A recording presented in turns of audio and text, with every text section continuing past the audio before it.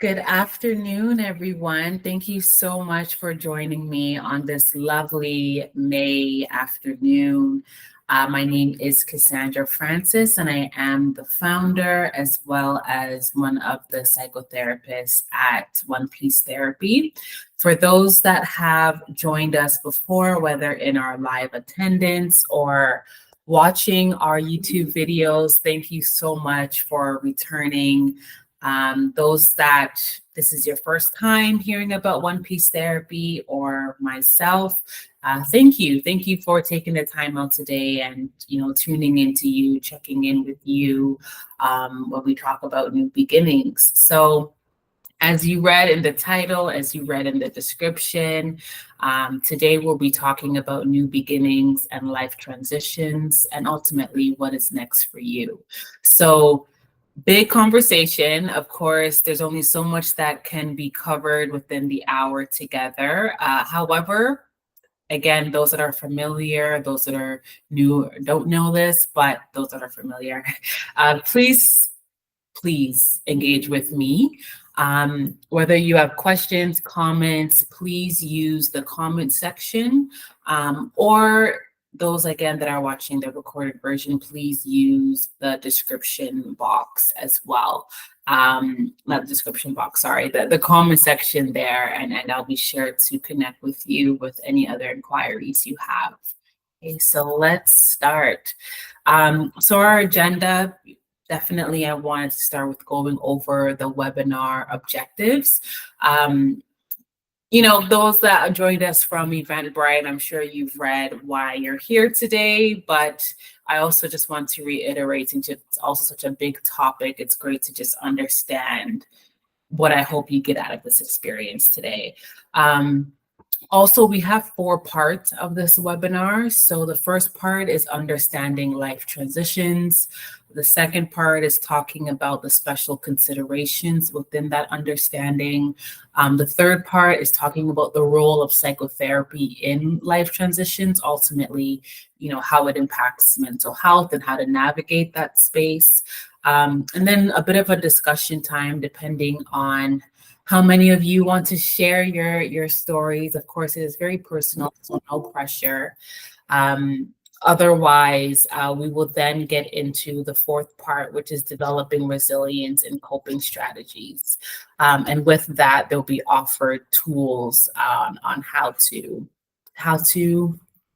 navigate your life transition.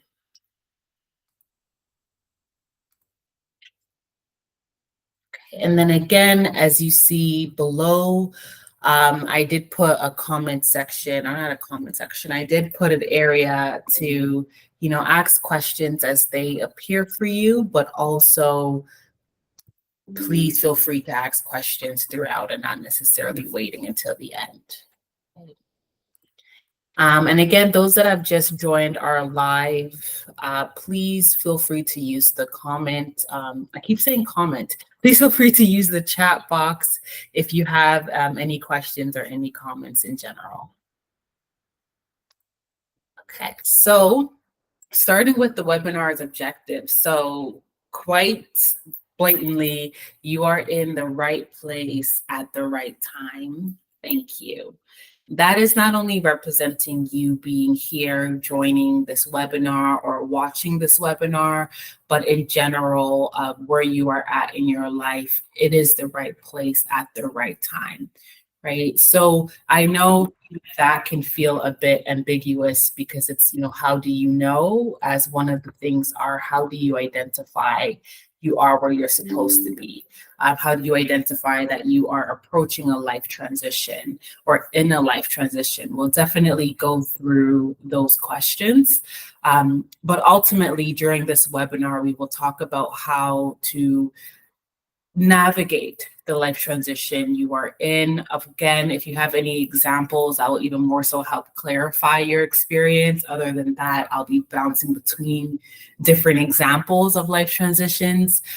So how to identify, how to navigate in a regulated way, right? Because again, especially if it's unexpected life transition, or even if it's expected, depending on what you're going through, it can quite quickly become overwhelming. So being regulated just helps smooth the process of transitioning or changing even more so. And I see someone's already using the chat. So hello, thank you for joining. Please feel free to continue to use the chat or unmute yourself when appropriate if you have any questions or comments as we go along. Thank you. Okay, so part one, understanding life transitions.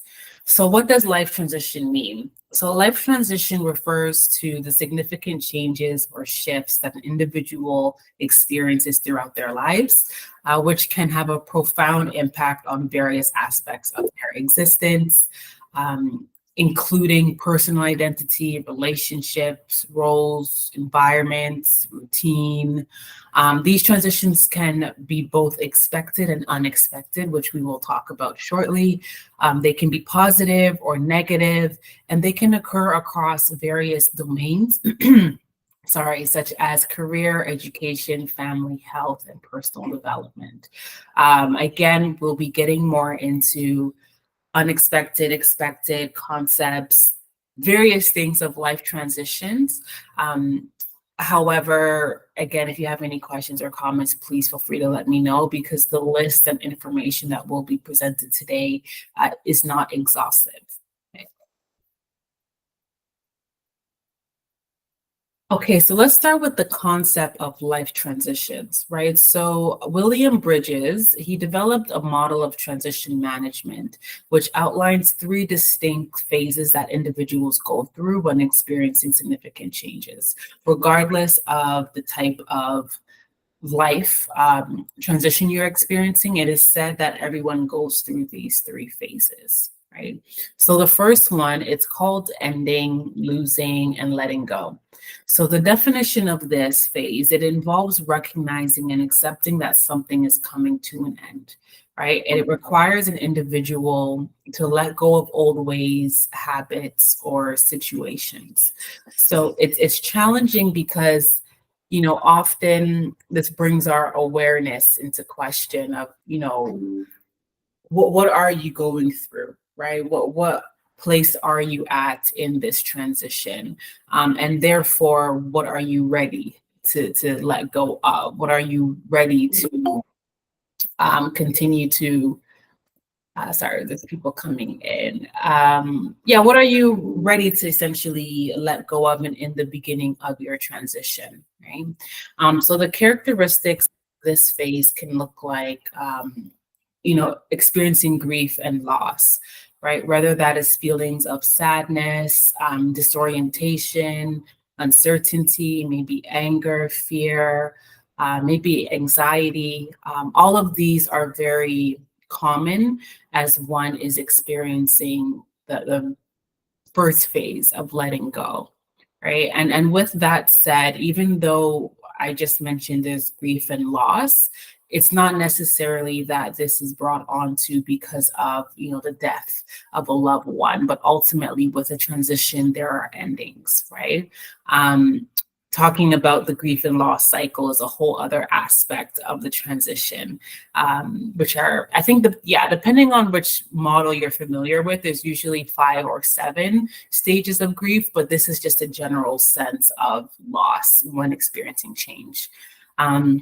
Another characteristic that can be experienced in this phase is resistance. So there might be resistance to change, as people often struggle to detach from what they know, right? Even if it's not comfortable, if it's familiar, it's still, there's an attachment of letting go of something that is no longer working or serving a purpose. Also, what can happen in this stage is the general acknowledgement that is essential to validate these feelings, right? It's challenging starting the year transition. It's challenging being in it. It's rewarding, hopefully, at the outcome of it. But it's also, I want to just say here that even though these 3 phases are chronological, there's not necessarily a timestamp on it, right? So maybe ending things can be quick, but the following part we're about to get into, the neutral zone, might last longer. And hopefully the new beginning is indefinite, right? But there's no timeline of how long it takes in these phases, but it is crucial to know it is chronological. So you also can't go through, you can't get a new beginning without an ending, right? You can't go into the neutral zone without the ending, right? I hope that makes sense. I feel like I'm also talking very quickly, so please ask any questions if what I'm saying is not clear. So the neutral zone. So what this zone, it represents the in-between phase. So it's where the old has ended, but the new has not yet fully begun, right? So it's definitely often a time of ambiguity and uncertainty in an individual's life. So characteristics that can occur during this phase is disorientation and confusion. Individuals often feel lost or unsure about their identity, purpose, or direction. Um, Another characteristic can be exploration and experimentation. So this phase can also be a time of creativity. You want to begin to explore and try new things or new possibilities, new opportunities. However, there could also be low morale and low productivity, right? There could even be anxiety about your role or status or identity in general, because again, there is ambiguity in this phase. And sometimes even resentment towards the change initiative, right? Especially if it's unexpected, then if something's unexpected, it's out of our control, but you still have to go through it. So there can be resentment there. What also can be experienced during this phase is inner reflection. So it provides an opportunity for introspection and self-discovery. Um, I think just to highlight, I did mention it, but just to also just reiterate that this stage can also be one of, the best time ultimately for creativity, innovation, and renewal, right? So when clients come into psychotherapy in their neutral zone of, okay, they accepted their ending, but now they want to learn what to do next. This is a beautiful time to just allow your mind to be creative and exploring who you want to be, who you thought you were, different inspiration around you, just general welcomeness to the change and trial and error of what to do next. And then the third phase is where it's marked as, the acceptance and the integration of new ways, right? So individuals begin to embrace new identities, roles, situations, coping, etc. So characteristics that are presented in this phase is renewed energy and commitment. So there is often a sense of revitalization and renewed commitment to the path, right? You can also experience clarity and focus, whether it's about your goals, your direction, self. There's, again, just more understanding of who you are and therefore what to do next.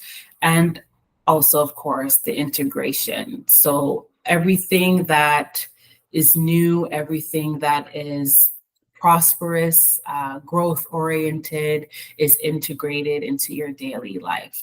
So people in this space can often report, high energy, openness to learning, and just renewed commitment, right? So I hope that was clear. I know there was a lot of in and out during that time. Are there any questions about the three phases?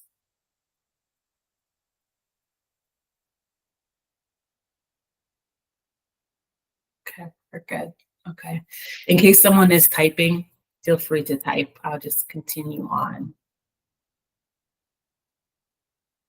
So here are some examples of major life transitions. So these are more or less expected in life, depending on the life you live, right? So for example, when it comes to marriage, um, typically, if you want to be married, there's a certain timeline that you expect that to occur in your life, or even when you do find someone, there's a certain timeline of, okay, you two will get married, right? So although it's expected in that way, it's still, if you've never been married before, and even if you have been married before, actually, each marriage can be different, such as each relationship can be different, but it's still a major life transition from you being someone who's single, or girlfriend, boyfriend, to now a married couple, right? When it comes to parenthood, and this is even before conception sometimes, right? There's a lot of major life transitions to make to conceive, during pregnancy, after, and the indefinite amount of parenting that is needed. I know sometimes as well, and we'll talk about it shortly, depending on the age you are at, even parenthood could look different and can be a major life transition, such as, becoming an empty nester when your children leave home, maybe taking on the role of a caregiver for an aging parent, or blending families after you've been married, right? So many different parts of parenthood encompass a life transition. And again, this is a moment to reflect on where you are at in your journey and what is the transition about for you. There's also education. So this can be starting school, whether you're going to kindergarten or post-grad, but also even graduating from your program, right? Or graduating from middle school even. And I believe this, yes, okay, I'll say if I put that down. But the education aspect can also be even changing programs, right? So assuming your program is not related to one that you've started, that's also a major transition, which leads us to career changes, right? Whether it's starting a new job or career, losing a job, or experiencing unemployment in general, transitioning into a new role, or a new department in your field. There's various pieces of career that I've noticed with clients. It often feels core shaken, I'm also recognizing, even lately in my sessions, I've had some clients talk about career changes in a way where they've reached their goals of what they wanted to become in their career, and now it's kind of like, now what, right? I've done everything I said I wanted to do, but where do I go next? So that can also be really, it can be a life transition. It shifts your perspective of how you've been working towards something that then becomes anticlimactic in that way. Also talking about relocation. So whether it's moving to a new city, state, country, even the transition from living from a condo into a house or vice versa, right? Like there's so many micro differences when it comes to what is a life transition in one category for someone. And then just going down the list as well, transitioning from student to professional or vice versa. If you've been a professional for long, but now you're going back to school, that's also a significant change. Developmental stages, depending on which age group you are in, being an infant is of course different than being a child, right? Or being an adolescent is different than being an older adult. So that also comes with how you perceive your world and self, and therefore how you navigate your spaces. Also coming out as part of the LGBTQIA plus community, that is a whole journey within itself. And yes, we spoke about the 3 phases, but even in general, to come out as part of the LGBTQIA plus community is a significant life transition. And as I mentioned, there's things that within transitions that can be negative and positive. Both things can exist at once, or one can be, more than the other. And lastly, retirement. So, of course, if you've been working for quite some time and now you stopped working, or maybe you stopped doing, what was giving you the predominant income, that can change your identity, right? Because now, especially if those that have been really connected to their work and that has formed your identity, when you stop work, it then becomes even more so a question of what's next, or who am I, um, and these various questions. So some unexpected transitions, and it's not to say that this will never occur in your life, such as the first example of a loved one, losing a loved one, but more so unexpected in terms of the time, right? We don't know when these things can happen, but for some of them, we know that they can happen. So when it comes to losing a loved one, and there's also differences here, whether it is a sibling or maybe a parent, or unborn child, that there is different experiences within that grief alone, within that transition alone. Also sudden health issues, right? So whether it is receiving significant medical diagnosis, recovering from a major illness or surgery, adjusting to a chronic illness or disability, and these various things can really become transformative. Um, there's also divorce, there is separation, and separation is also not necessarily only in marriage or romantic relationships, but even friendships, right? Even family, right? There could be more estrangement across time. There could be financial changes, there can be a midlife crisis, and faith as well.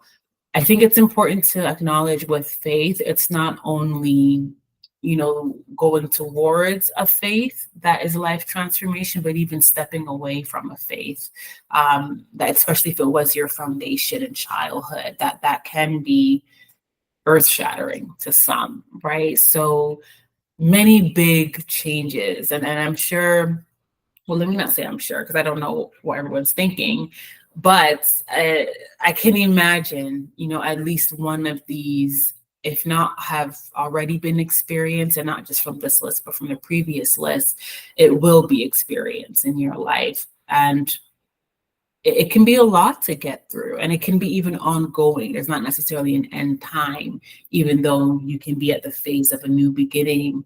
It's still adjusting, right? Especially if we're talking about grief. Any questions before we move to part two?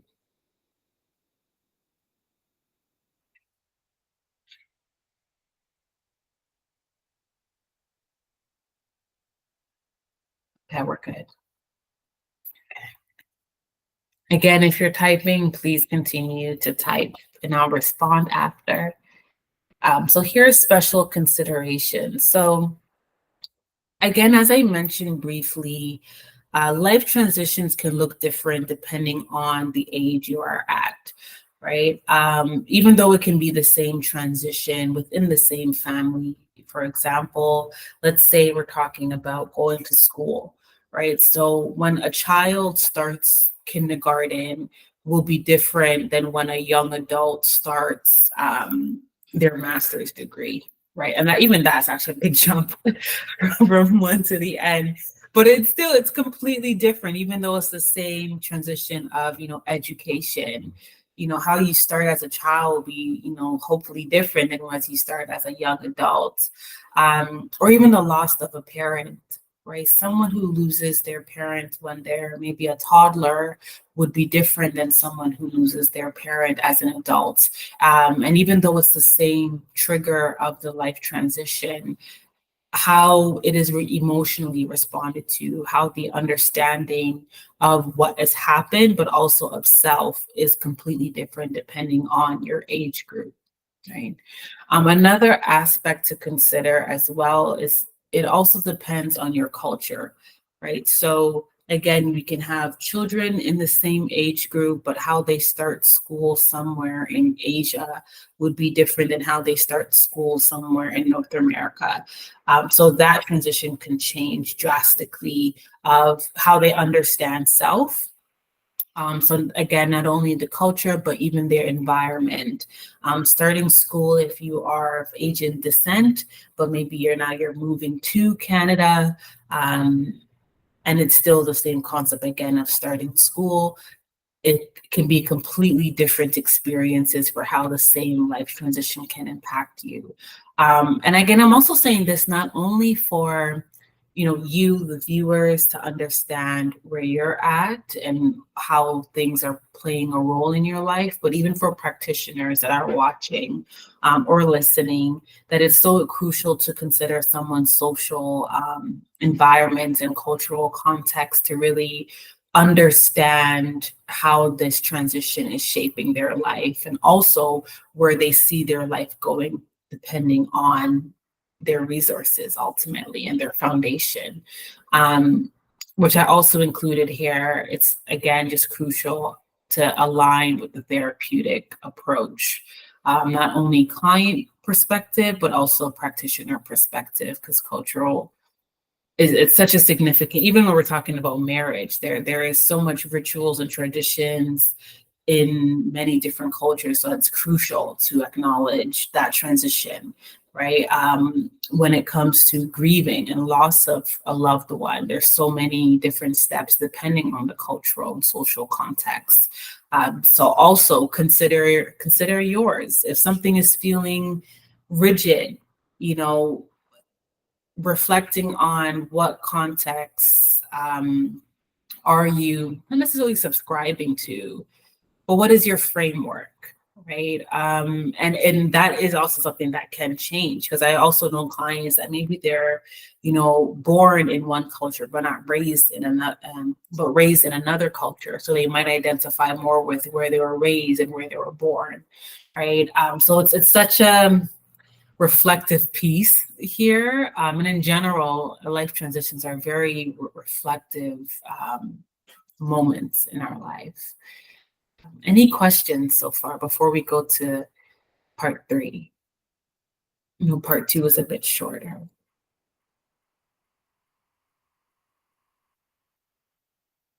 Okay. I'll take no questions as everyone is understanding what I'm saying, which is great. We'll continue.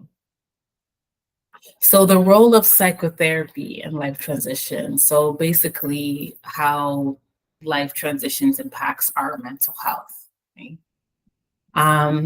So here are some common emotional, mental health, and behavioral responses. So again, use this as a time to just reflect on where you are at in your life transition, or maybe acknowledging you're about to start one, or maybe nearing the end of one.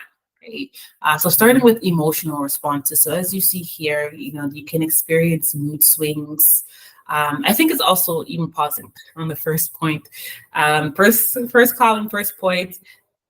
I would also encourage everyone to be mindful of when you do experience mood swings, right? Because if it's typically maybe in your mornings, maybe midday, maybe at work or at home or at night, like depending on where your mood begins to swing, it's often a marker. It's an indicator that your body's trying to communicate of something triggering, right? So being mindful of when your mood swings and what type of swings you experience can also be very insightful for part of a life transition, of what is needed to shift, right? Because if something is continuously triggering you, yes, it could be part of the process depending on what you're going through, but that also might be part of what needs to be let go of, right? When we talk about the phases, it might be time for an ending, right?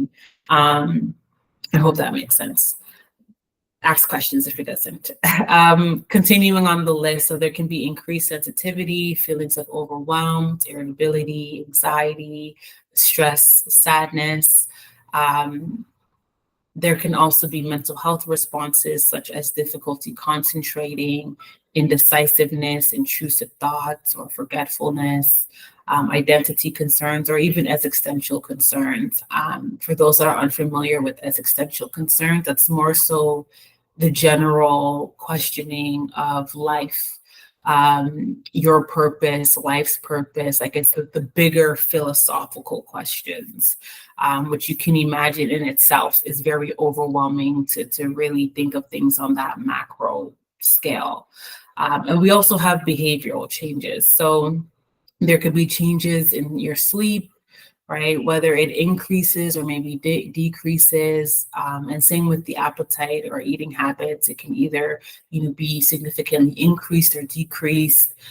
Increased substance intake as well, predominantly used for coping, or engaging in risky activities, or changes in social activities as well, and maybe with social activities, that can also be whether you begin to withdraw and isolate yourself, or maybe you've heightened and now you're fully booked all the time and there's distractions, right? So we'll talk about shortly, I guess the model of how these three things can be navigated through in a life transition, because in this way it predominantly follows the flow of emotion focused therapy, which I will give an example about shortly. But with emotion focused therapy, it's the understanding that first we feel, right? So at core, our feelings tell us what is significant to us, our values, our beliefs.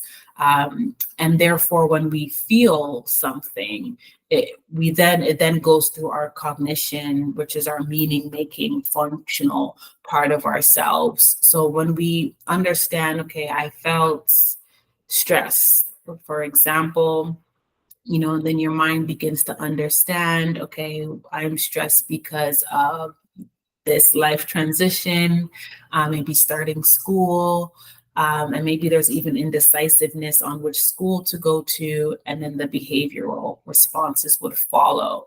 So then we act according to our understanding of our emotion. It's maybe that behavior, and then if it's maladapted, maybe your sleep begins to decrease, or your eating habits begin to decrease as well, because you're not sure, or because you're aware there's indecisiveness, the behavioral response is making a decision on which school you want to go to.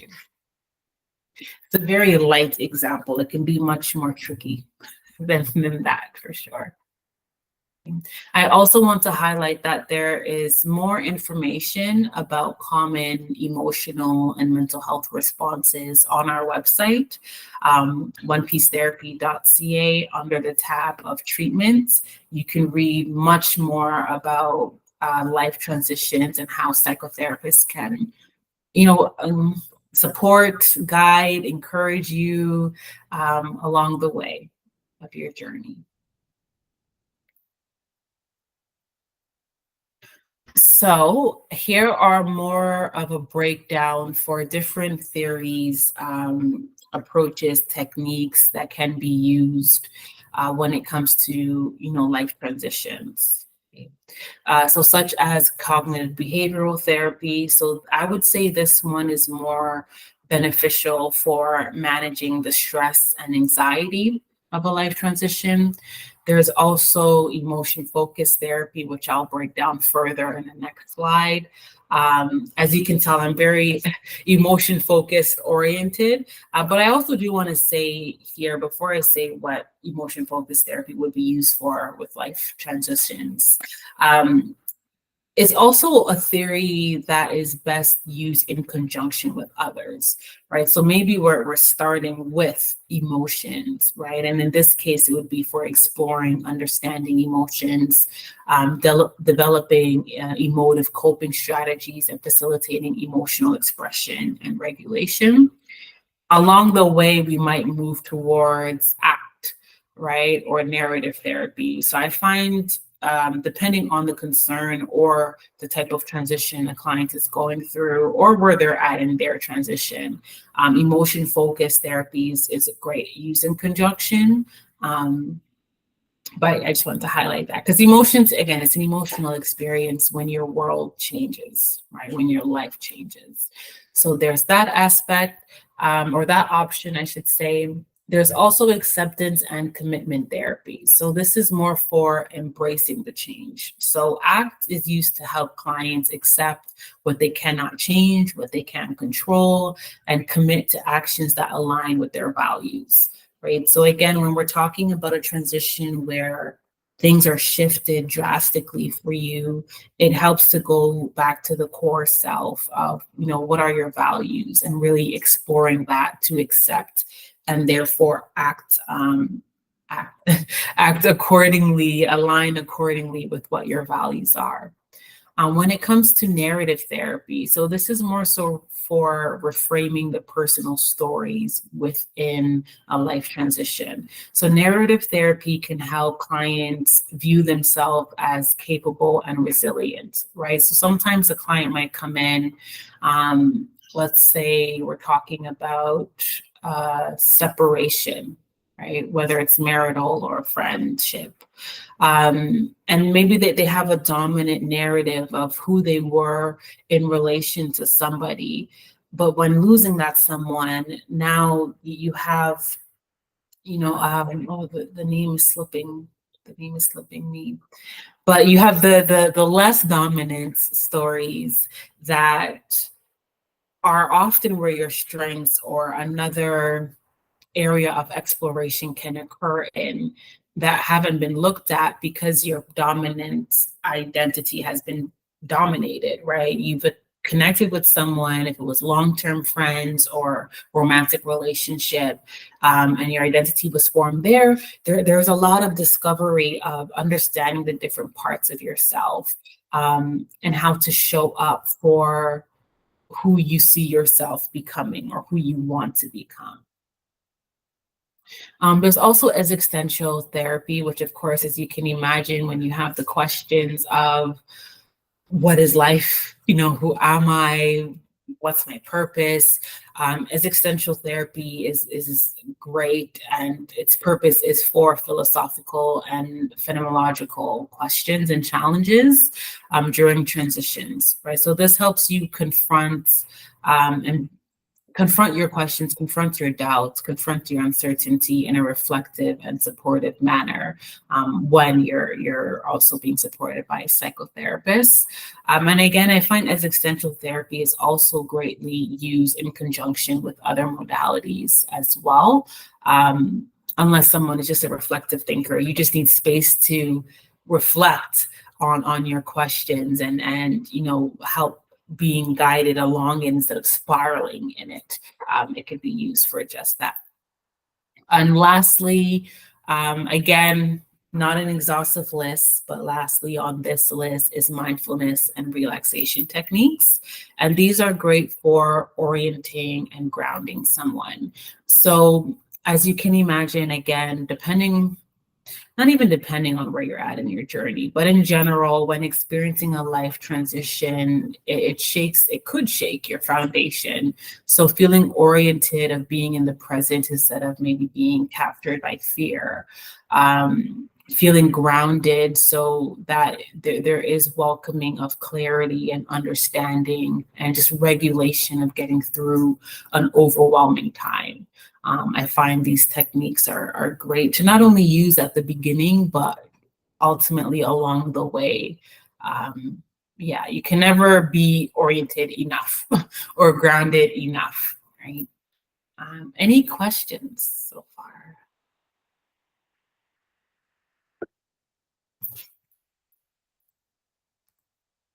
Yes, Kiana, go ahead. Hey, good afternoon. I just want to say thank you for all that you've already shared. And this question's kind of going back to like just the theme of life changes. I'm just curious, would you say that there's like an appropriate, like, are these changes linear? I guess is my question. If you kind of accept at the end, sorry, I'm trying to make sure it makes sense. I guess my question is it linear? And if I have these intense emotions as I'm at the end of it, where I've accepted, say the life change, should I not be having these ranging like emotional feelings, like, you know, is it linear, and are these emotions supposed to be categorized based on the timeline of the life changes? Yes, thank you. Thank you for your question, Kiana. That's a great question.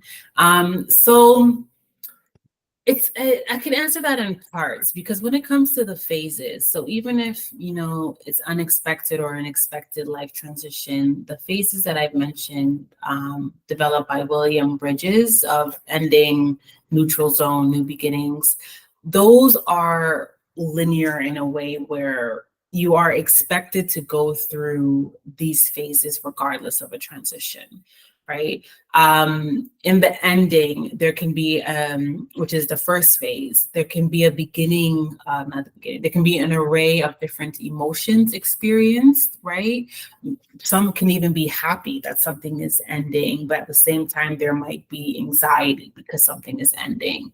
And then you get into the neutral phase where you're exploring, you know, what this phase looks like in terms of adjusting to a new beginning right before you get in that integration. So with that, there can be so many emotions. And with new beginnings, there could be so much emotions. And that's where I was saying that even though there's phases of a transition, when we're talking about grief in itself, which can also happen in conjunction with a life transition, there's many different emotions that can be experienced through grief, because grief is not linear, even though the model of a life transition is. So I'm not sure if I just complicated things or helped clarify, but ultimately the emotional part can be more of a representation of grief, right? And how linear that is not, instead of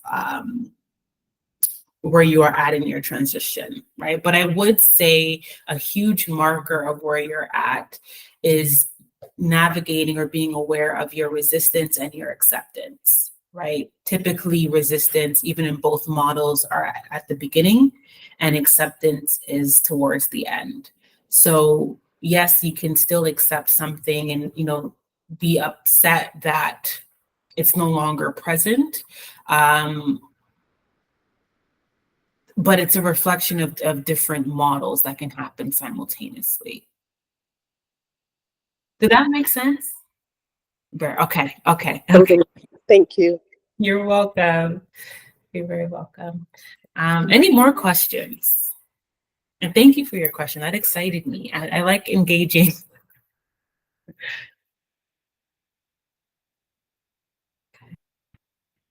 Okay.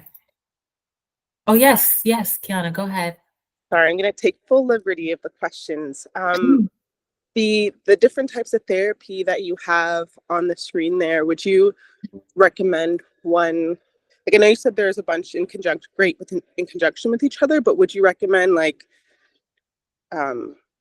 is cognitive behavioral therapy something you should do before, like, a one or the other, you know, or those are always options for anyone that's looking to join, you know, therapy? Yes, so thank you for that question as well. This is options for anyone looking to join therapy with the concern of experiencing a life transition. So this list is not chronological at all. It's also not exhaustive.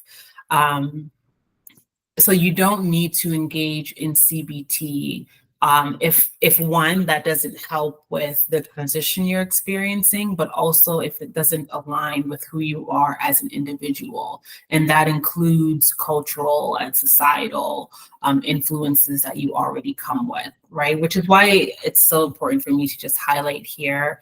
You know, at One Piece Therapy, we do offer a holistic approach. And holistic meaning understanding the different parts of a person to be able to support them with their concern.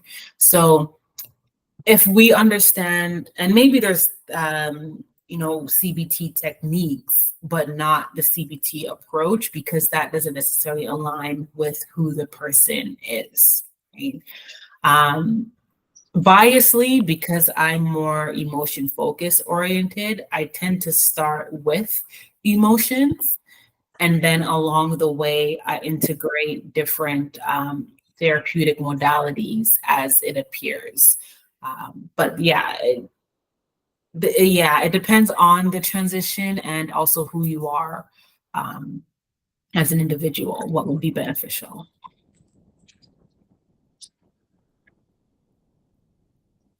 Okay, perfect. Thank you, Kiana. Okay, so let's continue. Again, if you have any more questions, please continue to ask. I will give space to more questions as well. So I wanted to walk through an example of, the different parts of what being supported with emotion-focused therapy can look like, in case anyone is interested in that aspect. So to give more description of emotion-focused therapy. So what that is again, actually I kind of did explain it, but just to reiterate it, it focuses on the understanding and processing of emotions to promote healing and personal growth. So when someone is being supported with experiencing a life transition, the therapist typically follows a structured approach aimed at helping the individual explore and understand their emotions, develop coping strategies, and facilitate emotional expression and regulation. So the first part of it would be exploration of emotions. Right? I'll be repeating this word many times.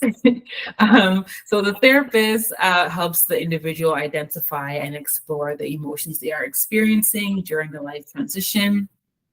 And again, this can be negative and positive emotions, right? But it's generally exploring it.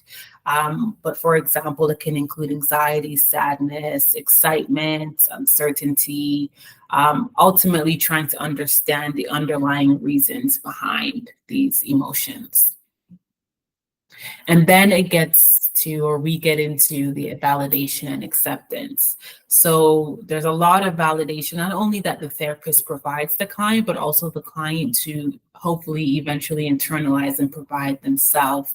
But ultimately, again, just validating the experiences without judgment, acknowledging that emotions are valid and understandable responses to life and transitions, right? So helping the individual feel understood and accepted. So this is already integrating a level of feeling grounded, right? Because again, if your emotions are high, you're dysregulated, and that can be more triggering than the life transition itself, right? So the validation is a key component.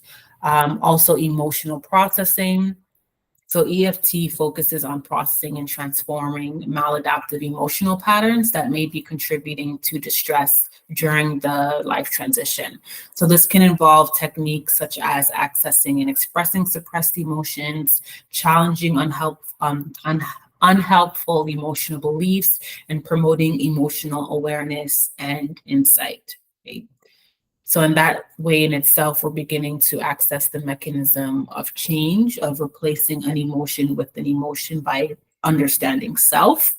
Also, emotional regulation skills are provided.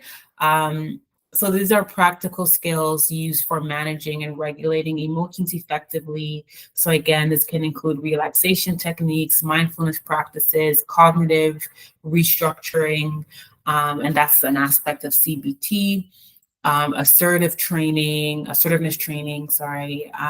tailored to the specific emotional challenges with a specific life transition, right? Because again, when we talk about the process of regulation, if someone is, experiencing an emotion and therefore they act accordingly, that's seen as very reactive, right? They might be too close to their emotion, which again can be more triggering and disorienting than the change itself. So doing that is not beneficial, but also just thinking and then behaving is also missing a key component of checking in with your emotions, which again, when experiencing change, you want to feel grounded. Experiencing a life change, you want to feel grounded in who you are so that your next actions towards a new beginning is more aligned with who you are, right? So the flow of the regulation would be you check in with your emotions, you understand you emotionally, um, then you meaning make, okay, what does this emotion mean to you? Because again, people are different. Sadness can be expressed in different ways in different people in different contexts, but understanding what it means to you and then behaving accordingly. Okay. The fifth step would be developing coping strategies. So EFT helps individuals develop adaptive coping strategies to navigate the challenges of their life transition. So this can involve identifying and implementing problem-solving strategies, seeking social support, engaging in self-care activities, framing negative thinking patterns, and other coping alike. And we'll be talking about more coping strategies in a few slides as well.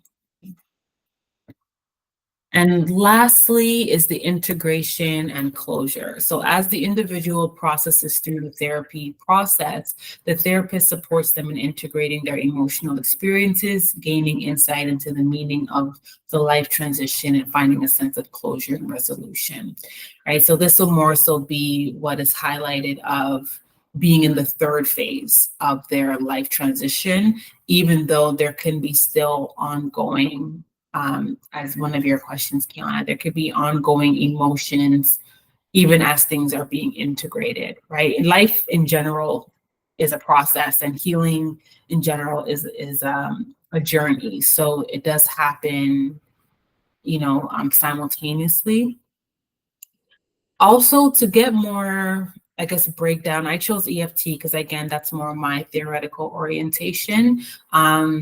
I also use a narrative therapy as well. But what I was going to say is for more information on the different approaches and what it looks like, depending on the therapeutic modality used, please feel free to visit our website.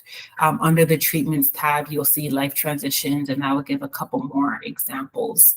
But again, it also depends on the practitioner you see. So also feel free to set up meet and greets with our practitioners and learn how we can support you best through what you're going through.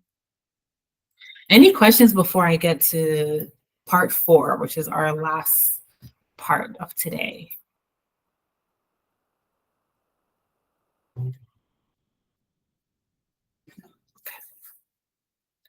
Okay, perfect. Okay, so developing resilience and coping strategies. So here are some options on how to build resilience as you are experiencing a change, especially if it's a lot of negative emotions appearing. So the importance of self-care and stress management. And this is ultimately, embracing change and the flexibility and adaptability.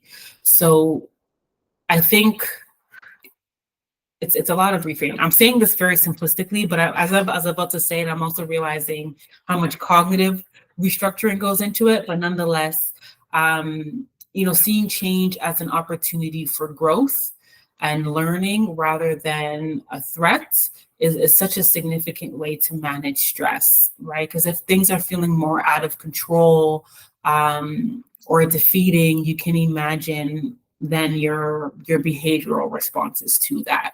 Although it's possible, right? And it's okay to feel that way.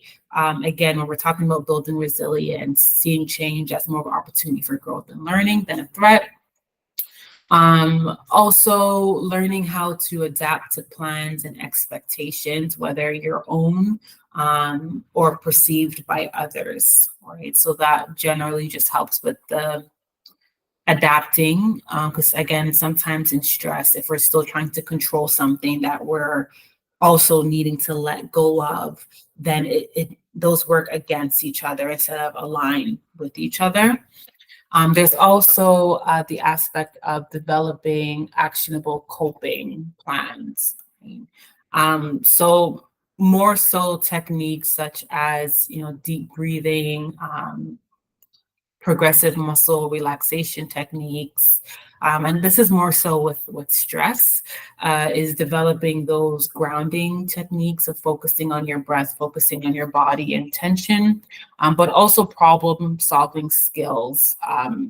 Again, it depends on what you're going through, right? If we're talking about ending a relationship or moving homes, there's certain things that can be more practical in coping than others. So I definitely want to highlight that.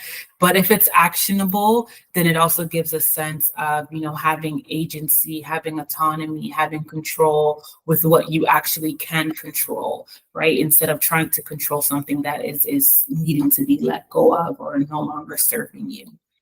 Also utilizing support systems. It's so crucial to have a community that not only supports you with the change that you're going through, but also is exemplifying where you are going, right?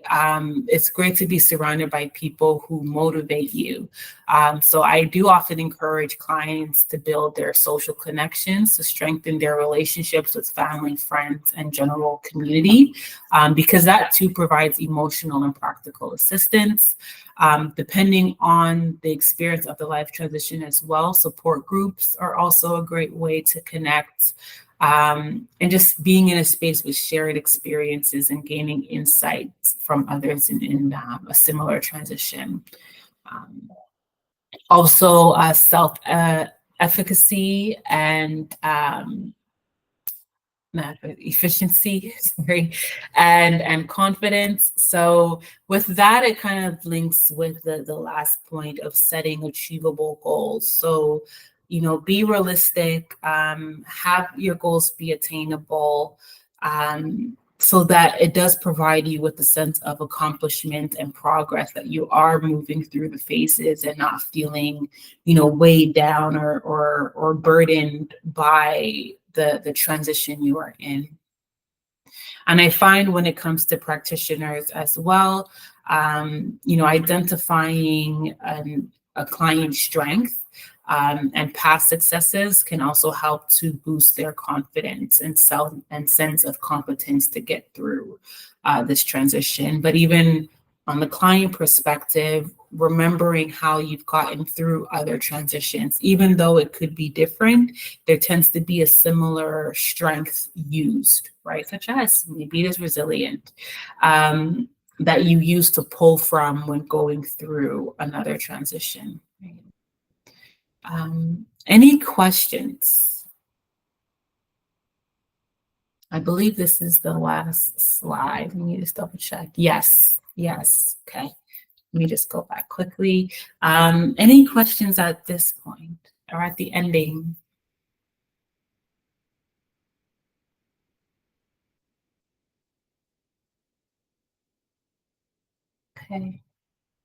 Okay.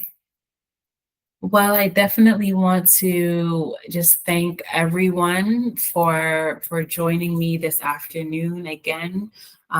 Whether you are live, whether you are watching the recorded version, thank you so much for those that engaged today and showed up today in general. Here is the contact information for One Piece Therapy. Whether you prefer virtual or in-person care, we do support both. And have practitioners that are open and ready to support clients. So please feel free to use our contact information or follow us on social media as well. Oh, there's a question. Yes, Jamie. No pressure if you changed your mind.